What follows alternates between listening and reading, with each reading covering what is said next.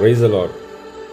1 பேதுரு 2ஆம் அதிகாரம் ஒரு சின்ன விளக்கு பார்க்கலாம். சகலவித துர்க்குணத்தையும் சகலவித கபடத்தையும் வாஞ்சைகளையும் பெருமைகளையும் சகலவித புறங்கூறுதையும் ஒழித்துவிட்டு நீங்கள் வளரும்படி புதிதாய் குழந்தையைப் போல் திருவசனமாக கலக்கமில்லாத ஞானியின் மேல் வாஞ்சியாயிருங்கள்.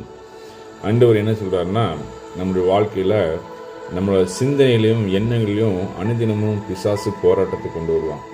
அப்போ நம்ம என்ன பண்ணணும்னா, நீங்கள் ஆவியில் இருந்தால் மட்டும்தான் இதை நீங்கள் ஜெயிக்க முடியும். மாம்சத்தில் இருந்தீங்கன்னா இதை நீங்கள் ஜெயிக்கவே முடியாது. ஆவியில் இருக்கணும்னா என்ன பண்ணால், அதிகாலையிலேருந்து ஆண்டவருடைய சமூகத்தில் உட்காந்து ஜெபம் பண்ணி பிசாசை நீங்கள் எதிர்த்து பலவானை முந்தி கட்டி நீங்கள் ஜெயித்தால் மட்டுமே நீங்கள் ஆவியில் நடக்க முடியும். இல்லைன்னா நான் கிறிஸ்துவன் நானும் கிறிஸ்துவன் என்று சொல்லி உங்களை ஏமாற்றிட்டு இருப்பீங்க. நீங்களே அப்படி இருந்து உங்களை நீங்கள் ஏமாற்றுவீங்கன்னா, இன்றைக்கி ஆண்டோடைய பாதையில் உங்களை ஒப்பு கொடுத்து முதல்ல ஆண்டோடைய சமூகத்தில் ஜெபத்தையும் வேதத்தையும் தியானிங்க.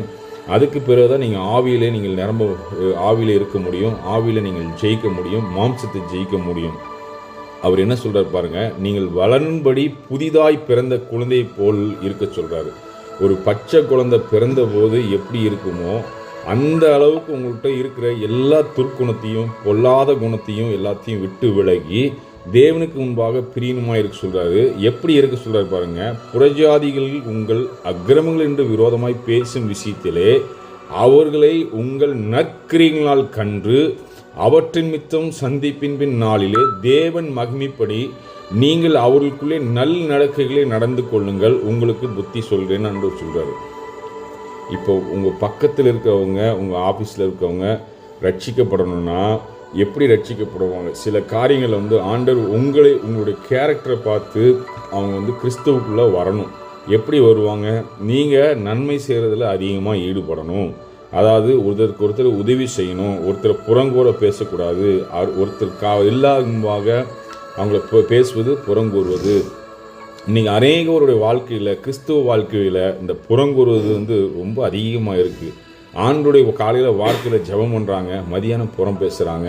அப்படி இராதபடி தேவனுக்கு கீழ்ப்படிந்து பயந்து உங்களுடைய எல்லா சிந்தனைகளும் எண்ணங்களிலையும் தேவனுடைய பாதப்பிலை சமர்ப்பித்து பரிசுத்தமாய் வாழ கற்றுக்கொள்ளுங்க.